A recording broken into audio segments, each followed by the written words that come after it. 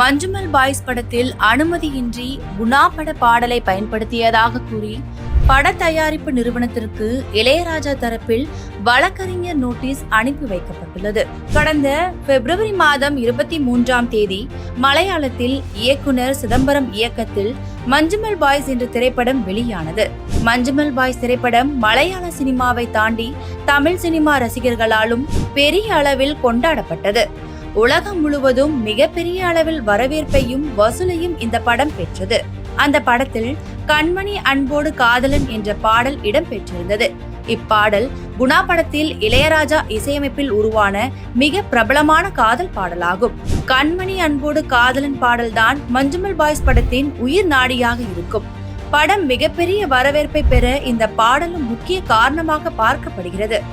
இந்த சூழலில் மஞ்சுமல் பாய்ஸ் படத்தில் அனுமதியின்றி குணா பட பாடலை பயன்படுத்தியதாக கூறி பட தயாரிப்பு நிறுவனத்திற்கு இளையராஜா தரப்பில் வழக்கறிஞர் நோட்டீஸ் அனுப்பி வைக்கப்பட்டுள்ளது. குணா படத்தில் இடம்பெற்ற கண்மணி அன்போடு காதலன் பாடலை படத்தில் பயன்படுத்தியதற்காகவும் அதற்கு முறையான அனுமதி பெற்றிருக்க வேண்டும் எனவும் குறிப்பிட்டு இளையராஜாவின் சார்பில் நோட்டீஸ் அனுப்பி வைக்கப்பட்டுள்ளது. பாடலை உருவாக்கியவர் என்ற முறையில் பதிப்புரிமை சட்டப்படி நோட்டீஸ் அனுப்பப்பட்டுள்ளது என விளக்கம் அளிக்கப்பட்டுள்ளது. பாடலை பயன்படுத்தியதற்காக உரிய இழப்பீட்டை வழங்க வேண்டும் என்றும் படத்தில் இருந்து பாடலை நீக்க வேண்டும் என்றும் நோட்டீஸில் வலியுறுத்தப்பட்டுள்ளது.